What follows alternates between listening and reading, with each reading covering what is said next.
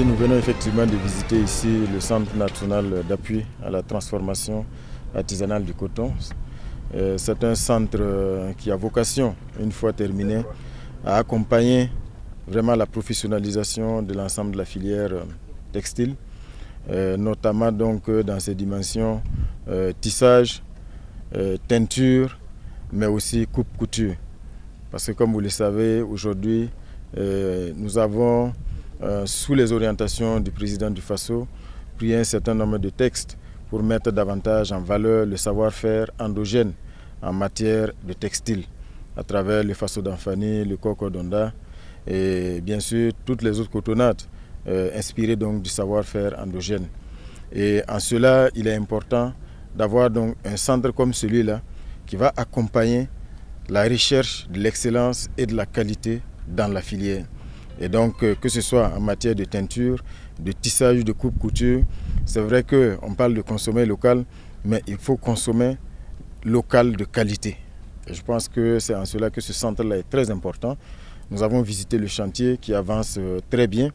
depuis l'année 2024 sous les orientations de son Excellence, Monsieur le Président du Faso. Et aujourd'hui, on peut dire qu'il y a des motifs de satisfaction. Normalement, dans les semaines à venir, pour ce qui concerne la réalisation des infrastructures et des bâtiments, on devrait donc connaître l'achèvement pour laisser place à une deuxième phase qui va voir la réalisation d'infrastructures d'extension, notamment donc des dortoirs et d'autres infrastructures connexes qui devaient permettre véritablement au centre d'être fonctionnel. Mais en attendant, bien sûr, ces travaux, les orientations que nous avons données, et nous avons constaté que c'était des préoccupations qui étaient déjà prises en compte, c'est de faire en sorte que dès la fin de la réalisation de ces bâtiments, il y ait tous les textes nécessaires qui doivent encadrer l'opérationnalisation du centre et faire en sorte que dès la fin, le centre puisse accueillir ses premiers pensionnaires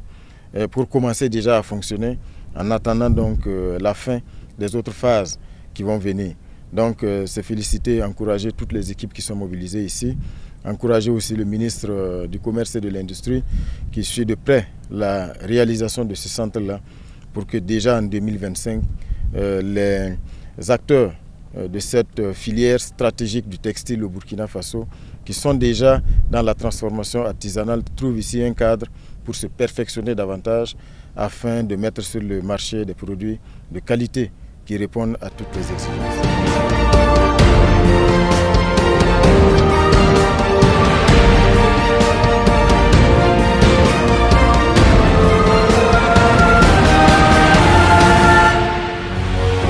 Faso 7, une autre facette de l'information au Burkina Faso.